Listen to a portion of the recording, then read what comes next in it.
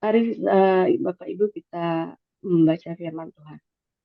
Kemudian sampailah orang Israel, yakni segenap umat itu, ke padang gurun Zin dalam bulan pertama, lalu tinggallah bangsa itu di Kadesh. Matilah Miriam di situ dan dikuburkan di situ. Pada suatu kali, ketika tidak ada air bagi umat itu, berkumpullah mereka mengerumuni Musa dan Harun, dan bertengkarlah bangsa itu dengan Musa, katanya, sekiranya kami mati binasa pada waktu saudara-saudara kami mati binasa di hadapan Tuhan. Mengapa kamu membawa jemaah Tuhan ke padang gurun ini, supaya kami dan ternak kami mati di situ?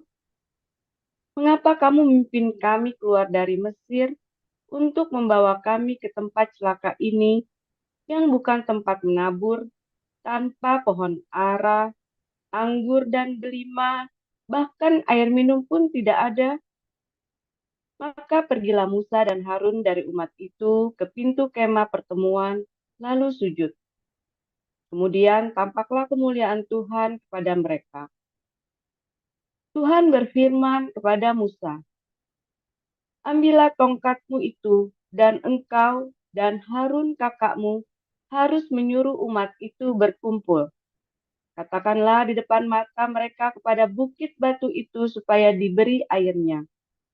Demikianlah engkau mengeluarkan air dari bukit batu itu bagi mereka dan memberi minum umat itu serta ternaknya.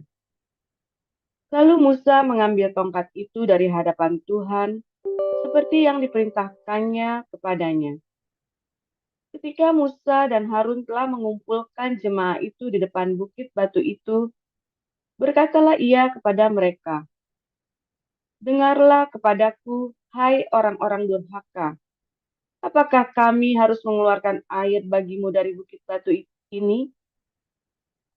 Sesudah itu Musa mengangkat tangannya, lalu memukul bukit batu itu dengan tongkatnya 2 kali. Maka keluarlah banyak air, sehingga umat itu dan ternak mereka dapat minum. Tetapi Tuhan berfirman kepada Musa dan Harun, karena kamu tidak percaya kepadaku dan tidak menghormati kekudusanku di depan mata orang Israel, itulah sebabnya kamu tidak akan membawa jemaah ini masuk ke negeri yang akan kuberikan kepada mereka. Itulah mata air Meriba, tempat orang Israel bertengkar dengan Tuhan, dan ia menunjukkan kekudusannya di antara mereka.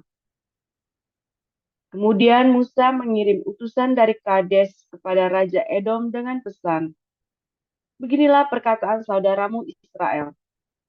Engkau tahu segala kesusahan yang telah menimpa kami, bahwa nenek moyang kami pergi ke Mesir, dan kami lama diam di Mesir, dan kami dan nenek moyang kami diperlakukan dengan jahat oleh orang Mesir, bahwa kami berteriak kepada Tuhan, dan ia mendengarkan suara kami, mengutus seorang malaikat dan menuntun kami keluar dari Mesir. Sekarang ini kami ada di Kadesh, sebuah kota di tepi perbatasanmu. Izinkanlah kiranya kami melalui negerimu. Kami tidak akan berjalan melalui ladang-ladang dan kebun-kebun anggurmu, dan kami tidak akan minum air sumurmu. Jalan besar saja akan kami jalani dengan tidak menyimpang ke kanan atau ke kiri, sampai kami melalui batas daerahmu. Tetapi orang Edom berkata kepada mereka, tidak boleh kamu melalui daerah kami. Nanti kami keluar menjumpai kamu dengan pedang. Lalu berkatalah orang Israel kepadanya, kami akan berjalan melalui jalan raya, dan jika kami dan ternak kami minum airmu, maka kami akan membayar uangnya, asal kami diizinkan lalu dengan berjalan kaki, hanya itu saja. Tetapi jawab mereka, tidak boleh kamu lalu. Maka keluarlah orang Edom menghadapi mereka dengan banyak rakyatnya dan dengan tentara yang kuat. Ketika orang Edom tidak mau mengizinkan orang Israel lalu dari daerahnya, Maka orang Israel menyimpang meninggalkannya. Setelah mereka berangkat dari Kadesh, sampailah segenap umat Israel ke Gunung Hor. Lalu berkatalah Tuhan kepada Musa dan Harun dekat Gunung Hor di perbatasan tanah Edom. Harun akan dikumpulkan kepada kaum leluhurnya, sebab ia tidak akan masuk ke negeri yang kuberikan kepada orang Israel, karena kamu berdua telah mendurhaka kepada titahku dekat mata air Meriba. Panggillah Harun dan Eleazar anaknya, dan bawalah mereka naik ke Gunung Hor. Tanggalkanlah pakaian Harun dan kenakanlah itu kepada Eleazar anaknya. Kemudian Harun akan dikumpulkan kepada kaum leluhurnya dan mati di sana. Lalu Musa melakukan seperti yang diperintahkan Tuhan. Mereka naik ke Gunung Hor, sedang segenap umat itu memandangnya. Musa menanggalkan pakaian Harun dan mengenakannya kepada Eleazar anaknya. Lalu matilah Harun di puncak gunung itu. Kemudian Musa dengan Eleazar turun dari gunung itu. Ketika segenap umat itu melihat bahwa Harun telah mati, maka seluruh orang Israel menangisi Harun 30 hari lamanya. Demikian. Terima kasih Bu Marjuni. Selanjutnya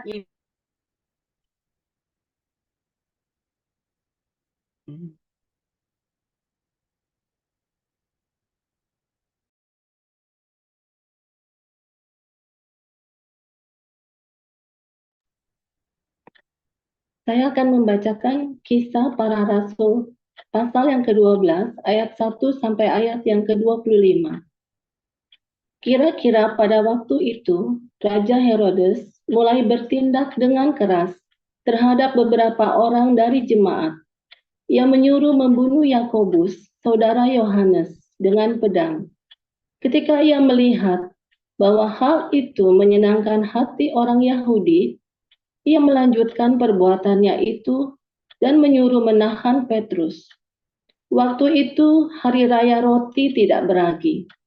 Setelah Petrus ditangkap, Herodes menyuruh memenjarakannya di bawah penjagaan 4 regu, masing-masing terdiri dari 4 prajurit. Maksudnya ialah supaya sehabis Paskah, ia menghadapkannya ke depan orang banyak. Demikianlah Petrus ditahan di dalam penjara. Tetapi jemaat dengan tekun mendoakannya kepada Allah. Pada malam sebelum Herodes hendak menghadapkannya kepada orang banyak, Petrus tidur di antara 2 orang prajurit, terbelenggu dengan 2 rantai. Selain itu, prajurit-prajurit pengawal sedang berkawal di muka pintu. Tiba-tiba berdirilah seorang malaikat Tuhan dekat Petrus dan cahaya bersinar dalam ruang itu. Malaikat itu menepuk Petrus untuk membangunkannya. Katanya, "Bangunlah segera." Maka gugurlah rantai itu dari tangan Petrus. Lalu kata malaikat itu kepadanya, "Ikatlah pinggangmu dan kenakanlah sepatumu." Ia pun berbuat demikian. Lalu malaikat itu berkata kepadanya, "Kenakanlah jubahmu dan ikutlah aku." Lalu ia mengikut malaikat itu keluar, dan ia tidak tahu bahwa apa yang dilakukan malaikat itu sungguh-sungguh terjadi. Sangkanya ia melihat suatu penglihatan. Setelah mereka melalui tempat kawal pertama dan tempat kawal kedua, sampailah mereka ke pintu gerbang besi yang menuju ke kota. Pintu itu terbuka dengan sendirinya bagi mereka. Sesudah tiba di luar, mereka berjalan sampai ke ujung jalan, dan tiba-tiba malaikat itu meninggalkan dia. Dan setelah sadar akan dirinya, Petrus berkata, "Sekarang tahulah aku benar-benar bahwa Tuhan telah menyuruh malaikatnya dan menyelamatkan aku dari tangan Herodes dan dari segala sesuatu yang diharapkan orang Yahudi." Dan setelah berpikir sebentar, pergilah ia ke rumah Maria, ibu Yohanes, yang disebut juga Markus. Di situ banyak orang berkumpul dan berdoa. Dan ketika ia mengutuk pintu gerbang, datanglah seorang hamba perempuan bernama Rode untuk mengetahui siapa yang mengetuk itu. Ia terus mengenal suara Petrus, tetapi karena girangnya, ia tidak membuka pintu gerbang itu dan segera masuk ke dalam untuk memberitahukan bahwa Petrus ada di depan pintu gerbang. Kata mereka kepada perempuan itu, "Engkau mengigau." Akan tetapi, ia tetap mengatakan bahwa benar-benar demikian. Kata mereka, "Itu malaikatnya." Tetapi Petrus terus-menerus mengetuk, dan ketika mereka membuka pintu dan melihat dia, mereka tercengang-cengang. Tetapi Petrus memberi isyarat dengan tangannya supaya mereka diam. Lalu ia menceritakan bagaimana Tuhan menuntunnya keluar dari penjara. Katanya, "Beritahukanlah hal ini kepada Yakobus dan saudara-saudara kita." Lalu ia keluar dan pergi ke tempat lain. Pada keesokan harinya, gemparlah prajurit-prajurit itu. Mereka bertanya-tanya, apakah yang telah terjadi dengan Petrus? Herodes menyuruh mencari Petrus, tetapi ia tidak ditemukan. Lalu Herodes menyuruh memeriksa pengawal-pengawal itu dan membunuh mereka. Kemudian ia berangkat dari Yudea ke Kaisarea dan tinggal di situ. Herodes sangat marah terhadap orang Tirus dan Sidon. Atas persetujuan bersama, mereka pergi menghadap dia. Mereka berhasil membujuk Blastus, pegawai istana raja, ke pihak mereka. Lalu mereka memohonkan perdamaian karena negeri mereka beroleh bahan makanan dari wilayah raja. Dan pada suatu hari yang ditentukan, Herodes mengenakan pakaian kerajaan, lalu duduk di atas tahta dan berpidato kepada mereka. Dan rakyatnya bersorak membalasnya, "Ini suara Allah dan bukan suara manusia." Dan ketika itu juga ia ditampar malaikat Tuhan karena ia tidak memberi hormat kepada Allah. Ia mati dimakan cacing-cacing. Maka firman Tuhan makin tersebar dan makin banyak didengar orang. Barnabas dan Saulus kembali dari Yerusalem. Setelah mereka menyelesaikan tugas pelayanan mereka, mereka membawa Yohanes yang disebut juga Markus. Amin. Terima kasih Bu Elia Pandi. Selanjutnya kita akan masuki renungan oleh hamba Tuhan Pastor Paul yang berjudul Harun dan Meriam mati. Silakan Pastor Paul.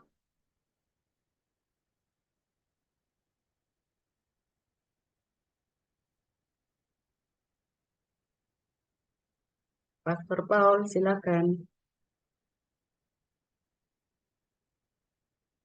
Oke, sebentar.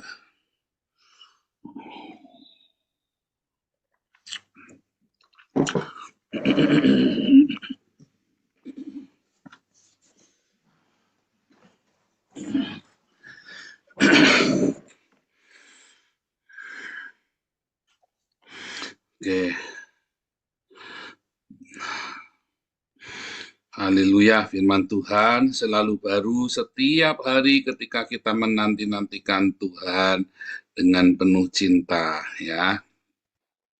Background saya lebih bagus daripada Bu Marjuni. Ini di Saint Moritz ya, di perbatasan Swiss sama Italia. Keren banget ya. Ya, saudara, ketika kita kehilangan orang yang kita cintai, ya, baik ketika itu meninggal atau dia tiba-tiba pergi, saudara. Yang pertama kali atau meninggal atau pergi atau yang pokoknya berhalangan, gitu ya. Atau dia mutung, termasuk mutung atau dia memisahkan diri dari kita, ya. Waduh, rasanya terus kayak itu ya, kayak ditinggal begitu ya. Saya dulu waktu waktu saya kerja begitu ya. Wah, itu perusahaan besar sekali dan penuh dengan intrik-intrik. Tiba-tiba saya sudah lakukan semua ya yang atasan saya pinginkan. Tiba-tiba atasan saya pergi, saudara. Wah, itu limbung tuh, langsung saya ditinggal sendirian. Wah, ditembak sana sini ya, dihajar sana sini. Ya kan, dulu kan ada atasan bilang apa saya kerjain. Kadang-kadang memang konyol ya. Tapi jangan khawatir, di yayasan kita tidak ada packing-packingan. Pokoknya kamu jalan sesuai dengan apa yang benar. Kalau ada sesuatu yang tidak benar, kamu coba lihat dulu, jangan langsung dihakimi, jangan langsung tembak sana, tembak sini. Tapi jangan khawatir, ya. Tidak ada packing-packingan, tidak ada ini orangnya Bu Mantu, orangnya Paul, orangnya Stephen, orangnya siapa, orangnya orang utan, orang gila, nggak ada semua. Semua di sini pokoknya jalan sesuai aturan saja, ya. Jadi nggak urusan ini orang siapa, jangan saudara ya. Saya dari dulu tidak suka begitu. Dari saya bekerja, saya lurus. Di dalam komunitas kita tidak boleh ada ini orangnya siapa. Nggak boleh. Ya, nggak urusan, pokoknya kita kerja. Dari dulu saya kerja juga begitu. Sekali kamu berintrik, kita semua hancur. Sekali saya berintrik, kita semua hancur. Makanya saya nggak mau berintrik, saya nggak urusan. Sedekat apapun Anda dengan saya, ya kalau nggak pas ya nggak pas, kalau salah ya salah pokoknya. Jadi bukan terus, oh ini backing-backingan orang yang ini, nggak ada, dan tidak boleh ada.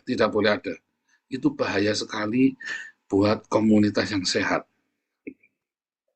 Kamu pengen benar-benar mengasihi Tuhan, jauhkan komunitasmu dari pilih-pilih, apa adanya saja. Itu akan baik buat kita semua. Ya, akan baik buat kita semua. Ya, nggak bagus gimana? Harus selesai, nggak apa-apa lah gimana. Ya, tapi Anda juga jangan terus berintrik-intrik. Ya, siapa saja, oh begitu berintrik pasti nggak tahan, saudara. Sudah banyak beberapa orang kejadian, berintrik pasti nggak tahan. Lalu pergi, meninggalkan kita. Nah, begitu Anda sudah berintrik, saya sudah siap-siap ditinggal tuh. Begitu ada orang yang mulai akrobat, saya sudah siap-siap untuk ditinggal tuh, saudara.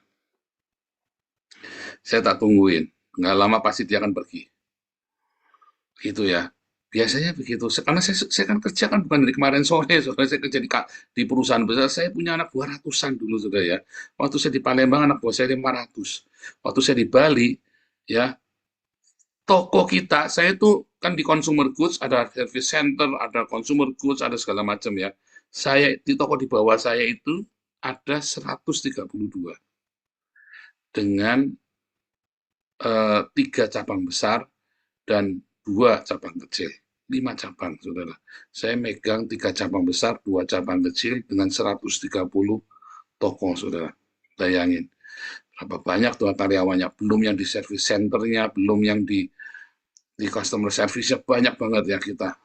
Mungkin 300-an kali anak buah saya ya, saudara ya.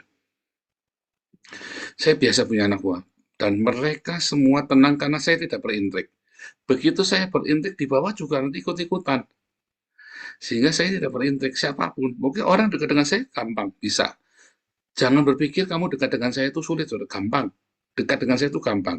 Tapi jangan berharap apa-apa. Karena percuma. Ya. Dan saya tidak berharap Anda punya loyalitas yang seperti itu.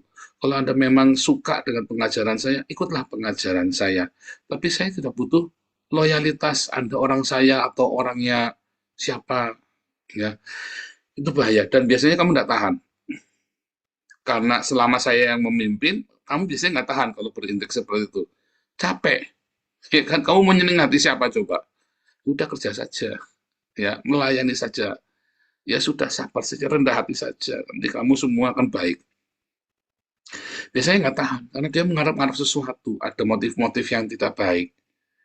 Ya, lalu dia pergi, ditinggal lagi. Ya, itu udah biasa. Saya sudah biasa ditinggal ya. Sudah biasa saya ditinggal, dihianati. Wah, itu udah biasa. Dulu kami pelayanan sama-sama, dia tiba-tiba mengkhianati. Wah, itu down ya. Anaknya pendeta terkenal yang saya harap-harapkan bisa mengangkat kita, malah mengkhianati. Down saya, saudara. Just. Wah, udah biasa itu, saudara ya. Kita dikhianati tidak sama sekali 2 kali. Saya lagi jalan, tiba-tiba gembala senior saya ninggalin saya. Ya biasa, saudara ya, biasa. Ya, biasa, saudara. Dikhianati itu buat saya itu biasa. Tetapi memang pertama kali itu rasanya itu kaget. Nggak mungkin terus dikhianati, walaupun saya sudah biasa, tetap kaget. Tetap kaget, namanya orang dikhianati, ditinggal. Ya, itu udah biasa, saudara ya, ditinggal, tapi tetap kaget. Nah, waktu kaget itu saya terus setiap kali saya ditinggal, saya merenung. Ya, saya berdoa sama Tuhan. Apa yang salah Tuhan ya? Apa yang harus saya lakukan ya? Saya selalu berdoa begitu, saudara. Saya sudah biasa. Jadi kalau siapa Anda yang mau siap-siap mau ninggalin saya sudah siap, saudara. Cuman tetap kaget. Ya, tapi dengan atau tanpa Anda, komunitas ini kan harus jalan. Anda kan nggak bisa terus ngarep, terus Anda pergi, terus komunitas ini nggak jalan kan nggak bisa. Mungkin satu dua sempat mandek. Karena apa? Ya udah kita biasanya ada yang ngurusin, nggak ada yang ngurusin ya mandek. Ya biarin aja dulu. Ya tetap harus jalan. Tetapi komunitas tetap harus jalan. Ya ada yang jahat ya. Kecuali dulu punya karyawan jahat ya. Di tangan dia semua beberapa. Lalu kita ditinggal, digembosi saudara ya. Dia pikir dia pergi kita bisa berantakan. Dia bangga ya saudara ya. Tapi saya sudah tahu gelagatnya kalau dia mau pergi, ya. Saya sudah tahu gelagatnya, jadi sudah saya siapkan. Jadi dia pergi, ya udah saya siapin tetap jalan. Tetap ada gangguan, ya enggak apa-apa. Malah kesempatan buat kita perbaiki. Dan seringkali malah kasus-kasus besar tersingkap ya. Karena apa? Karena saya kan ngotot. Saya kan nggak mau saya dipecundangin. Kamu pergi itu saya nggak bisa apa-apa begitu. Kan konyol. Ya, tapi yang celaka kalau sanak famili kita yang suami istri meninggal, wah itu limbung sebenarnya ya. Kalau orang lain mah bodoh amat ditinggal, Anda masih bisa bilang begitu ya bodoh amat. Tapi kalau itu adalah suami atau istri atau orang tua yang meninggal, atau itu benar-benar soulmate-mu, saya sering bilang ya hati-hati kalau kamu soulmate dengan suami atau istrimu. Kayak saya ini sama Ana ini soulmate ya. Kalau meninggal ya saya bisa limbung, saudara. Misalnya saya meninggal atau Anda meninggal, Anda siap-siap datang ke Belanda nemenin, saudara ya. Kita pasti kasih limbung. Nggak mungkin nggak limbung, karena itu soulmate. Saya dengan Anda itu soulmate ya. Sering berantem, tapi teman kompak. Jadi, ya sudah, gimana? Mungkin kalau meninggal hati-hati. Kita juga sudah sering ngasih tahu anak-anak. Ya kita sadar, kita ngerti. Itu soulmate itu baik kalau masih hidup dua-duanya. Salah satu meninggal, bahaya, saudara ya. Bisa ikut mati dalam 1 bulan, ya atau ya limbung, linglung, bisa bisa bisa bingung, bisa terus kalau tidak meninggal pun ya terus hidup mau apa, gitu ya, hidup mau apa ya, kan begitu ya. Nah, itu juga bahaya ya. Saya ingat dulu ya Taman Getsemani itu salah satu eh, namanya Samuel Elkanah atau siapa waktu meninggal, soulmate-nya dia, teman hopengnya, limbung sudah dimutung, nggak mau pelayanan berbulan-bulan. Ya enggak berbulan-bulan ya, tapi cukup lama ya. Goyang dia. Karena soulmate. Soulmate itu tidak selalu suami istri, kadang-kadang teman ya, teman pelayanan atau teman di masa kecil jadi soulmate. Ya, tapi hati-hati kalau kamu laki-laki perempuan, jangan soulmate-soulmatean ya. Kalau bukan suami atau istrimu. Tapi kalau itu sahabat dari kecil, laki-laki sama laki-laki, perempuan sama perempuan, jangan nanti ada kawin roh, jangan juga ya. Nggak ada gunanya. Kalau suami istri soulmate bagus, kamu kompak solid ya. Tapi kalau kamu laki-laki perempuan, oh itu teman saya dulu waktu SMA soulmate, soulmate gundulmu peang, saudara. Nggak ada soulmate-soulmatean. Putuskan, ya. Putuskan ya. Kalau itu adalah bukan suami atau istrimu, lalu kamu tiba-tiba soulmate, putuskan saudara. Itu dari setan tuh. Itu dari setan ya. Jangan punya soulmate-soulmatean yang bukan suami istri. Ya, tapi kalau dia laki-laki, memang seperti Daud sama Yonatan itu kan laki-laki, wajar ya, bukan seks ya. Kita ceritanya memang teman yang memang berjuang sama-sama ya. Itu soulmate bisa tuh ya. Tapi kalau laki-laki perempuan jangan. Ya, kamu akan melukai hati istrimu atau kamu akan melukai hati suamimu. Ya, kalau ingat-ingat tuh.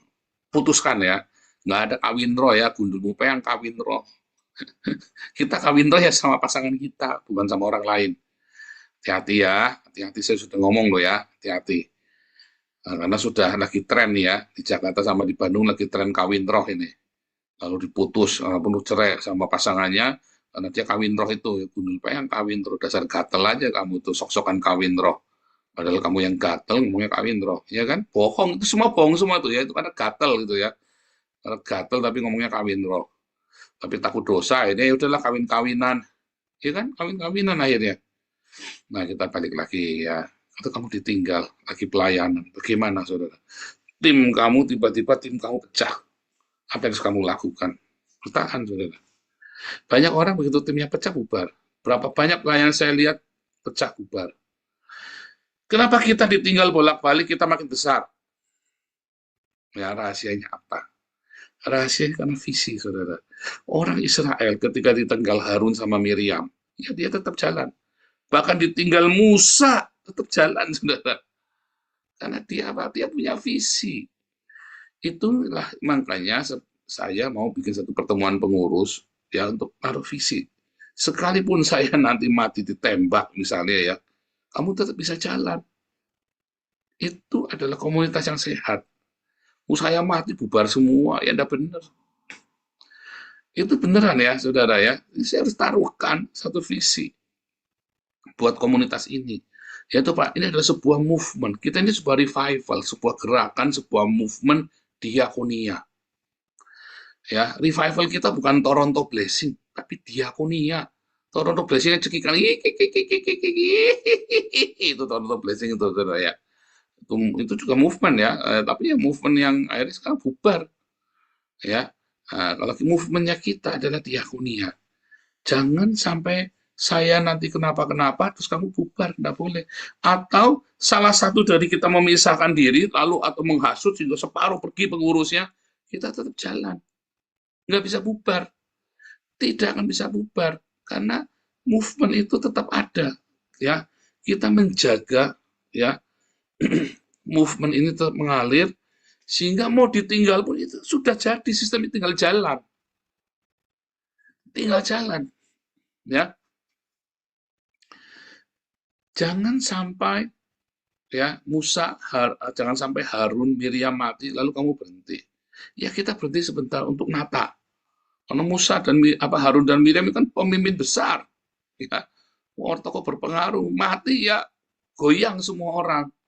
Apalagi Musa tiba-tiba nggak bisa masuk. Orang kan mikirnya mutung nih, Musa nggak bisa masuk nih. Kenapa Musa nggak bisa masuk? Bingung semua. Lalu yang memimpin kita siapa? Ya kita sih yang sudah siapkan orang. Makanya saya capek pun ya, aduh saudara kalau Anda tahu ya, saya nyiapkan ngajar itu sampai capek ya. Saya nyiapkan bahan segala macam. Untung sekarang kita punya, waduh tim kita solid ya, ada Bro Welly, ada Dr. Sumantri, ya, yang membantu menyiapkan bahan-bahan kita ya. Aduh saya terima kasih sekali ya. Ada Pak Hari yang nyiapkan bahan. Ini siapa saja tuh yang nyiapin pemuridan itu ya, Pak David, Pak Enardo, aduh terima kasih sekali ya kalian ya. Kalian mau siapkan, bantu menyiapkan bahan-bahan itu ya. Saya itu terbantu sekali. Saya itu udah sampai exhausted, saudara. Saya menikmati, tapi apa daya, energinya habis.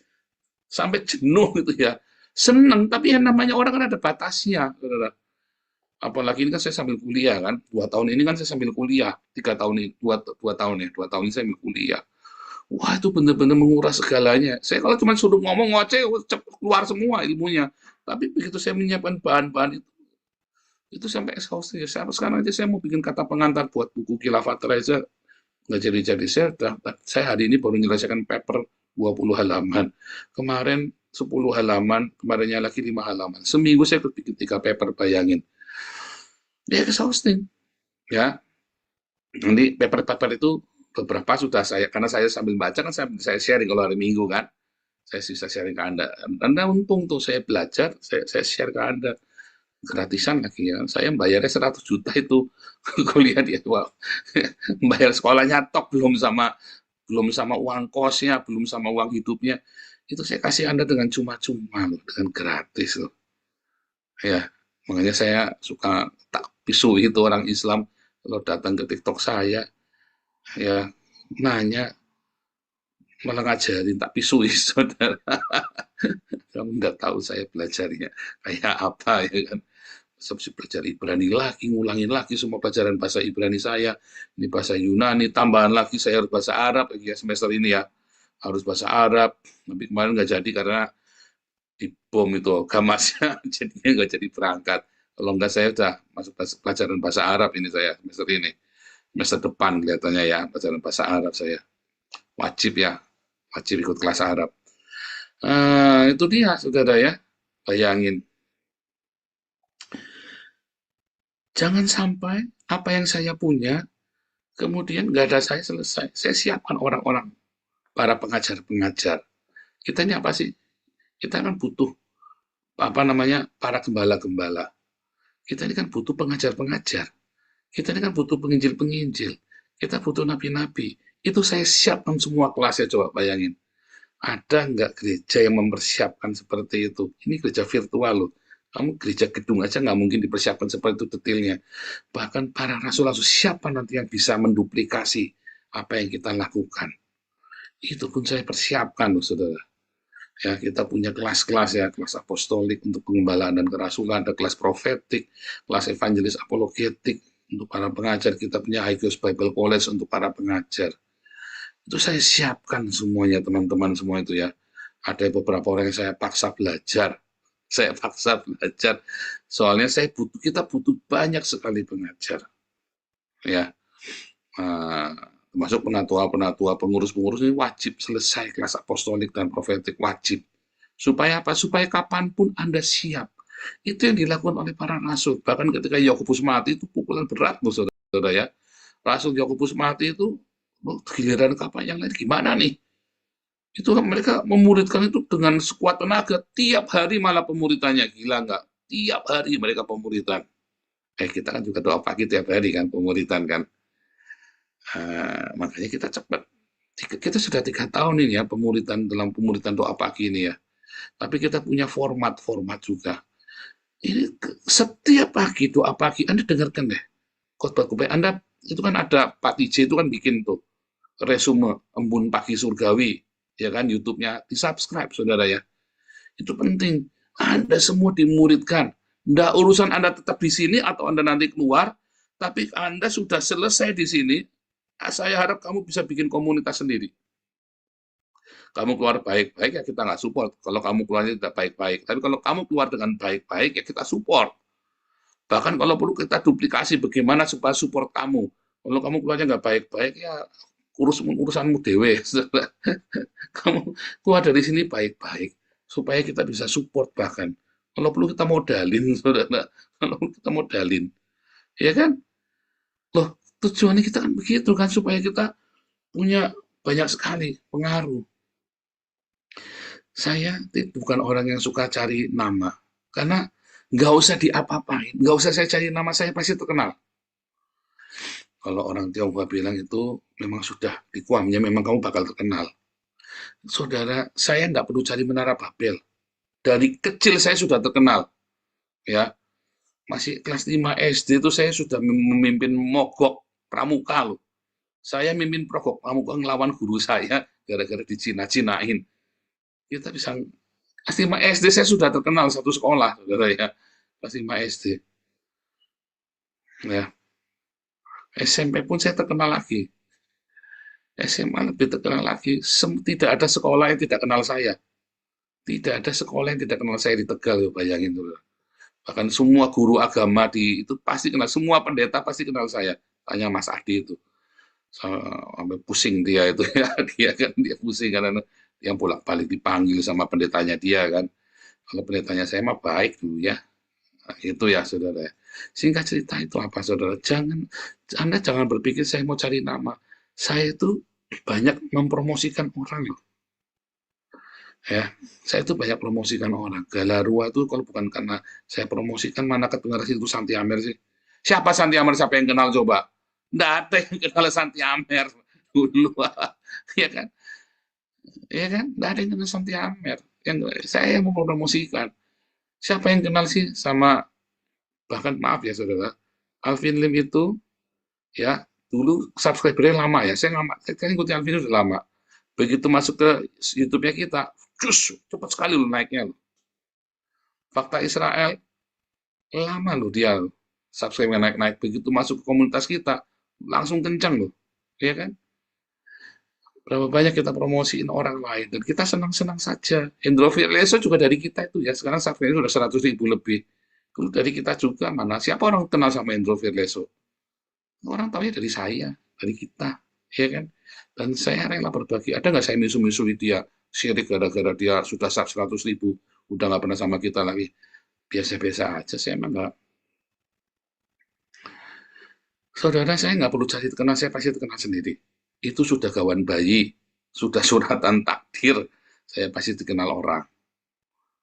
Sebetulnya itu sudah ada nubuatan ya, ada nubuatan. Kemanapun kamu pergi, katanya Pak Alex Abraham dulu ya, Pak Alex Abraham, bosnya Betani dulu almarhum, in memoriam.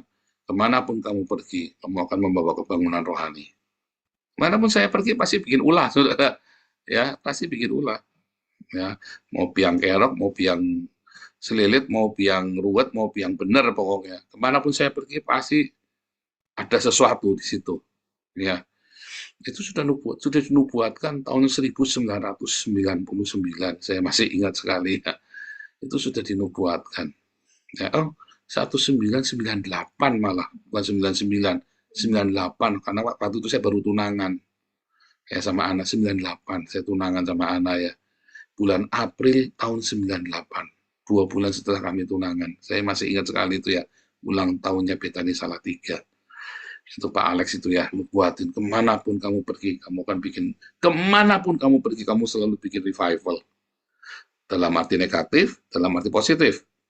Ya, jadi jangan Anda nggak usah nuduh-nuduh saya mau cari terkenal buat sendiri, nggak perlu, saudara. Ya, saya selalu berbagi dan saya senang mempromosikan orang. Berapa banyak Anda saya desak-desak, ayo, ayo. Saya tidak pernah takut mempromosikan orang sekalipun akhirnya orang itu mengkhianati saya. Sudah biasa.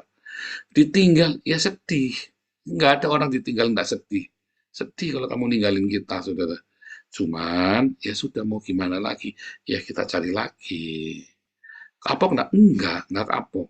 Ya kita cari lagi. Kenapa? Karena saya punya visi. Dan visi itu saya impartasikan kepada kalian semua. Para pengurus dan komunitas ini, semua anggota dalam komunitas ini. Saya share visi itu. Setiap saya ketemu kalian ya, ketemu Pak Stephen, ketemu Pak HW, ya, ketemu Andreas, saya ketemu sama kemarin ibu-ibu bendahara, ya kan. Wah, saya share visi saya. Setiap ada waktu saya selalu share visi saya. Saya share. Ya, kemanapun, setiap orang yang saya temui, komunitas kita, saya selalu, bahkan sama anak saya, sama istri saya, sama anak saya share visi itu. Visi itu di-share. Ya, karena itu sudah jadi. Tapi kalau masih di dalam angan, jangan pernah kamu bagikan ke orang. Ingat Yusuf, nanti kamu malah diajar. Kalau masih di dalam angan, kamu tidak sedang menjalani visi itu, jangan pernah kamu ceritain ke siapa-siapa. Tapi begitu itu sudah jalan visi itu, kamu share sebanyak mungkin dari komunitasmu supaya semua orang nangkep kamu mau apa. Kamu mau apa? Ya, dan siapapun yang siap menangkap visi itu, ayo jalan sama saya.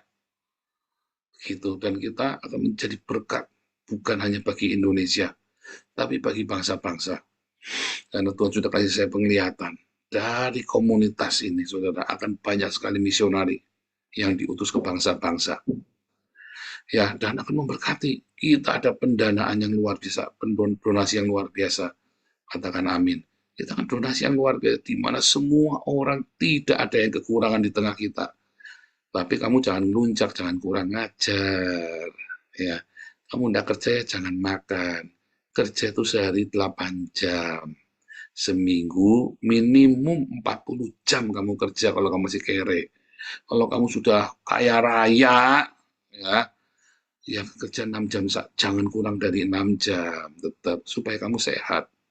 Tapi kalau kamu masih kere, jangan pernah kurang dari 8 jam, malah kalau bisa 10 jam sehari. Kalau kamu tidak mau ya kamu kere terus. Yang tidak kerja jangan makan, nggak usah minta-minta, nggak usah ngerengek. Apalagi kamu tidak ikutin aturan yayasan, nggak usah dibantu. Aturannya sederhana, bangun jam 4, ikut doa fajar, embun pagi. 75% kehadiran tiap bulan. Simpel kan aturannya kan? Sulitnya di mana coba? Itu kamu masih nggak mau turutin. Padahal kamu meminta buat anak istri, buat keluargamu. Terus kamu masih mau minta-minta. Nggak tahu malu kamu. Serius, nggak tahu malu kamu. Ya kan? Aturannya sederhana saja, disuruh bangun jam 4 pagi aja kamu nggak bisa. Pada punya internet, dibayarin loh internetnya loh. Dibayarin loh.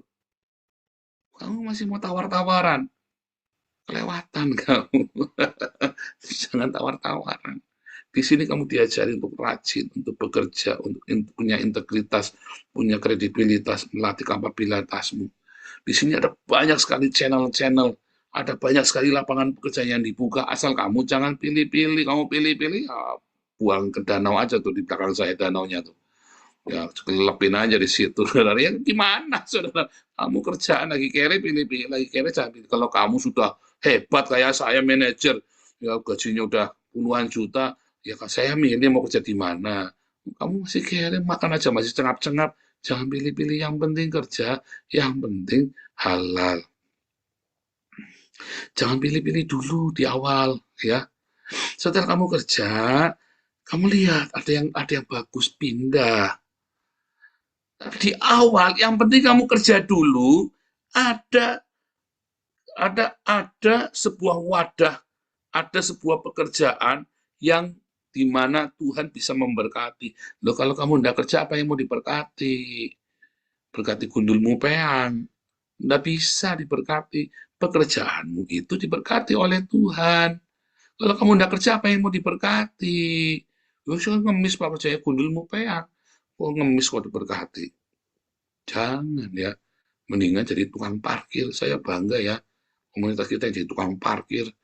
Ya, tapi kerja, jadi tukang parkir enggak apa-apa. Minta berkat sama Tuhan, ya. Kerja yang rajin, sekuat tenaga, jangan absen. Tukang parkir bangga, enggak apa-apa. Ya, lakukan dengan tanggung jawab. Lakukan dengan tanggung jawab pekerjaan itu. Nanti Tuhan memberkati kamu. Jangan takut, Pak, kurang, Pak. Datang doa pagi yang rajin.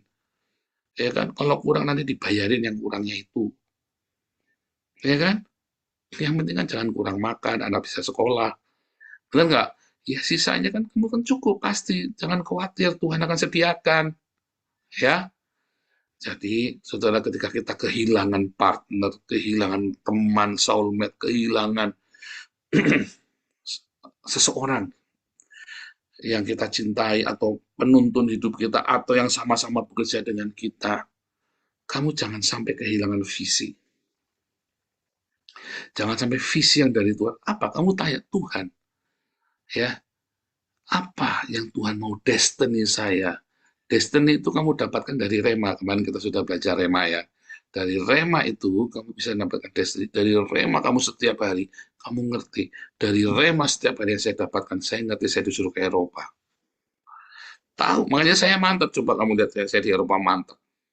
Saya tidak pernah minta-minta loh. Saya bukan orang kaya, saudara. Rekening saya kosong, tapi saya tidak pernah minta-minta. Dan Tuhan selalu Jehovah Jireh yang saya butuhkan, Tuhan sediakan. Ya, itu saudara ya. Tuhan Yesus memberkati.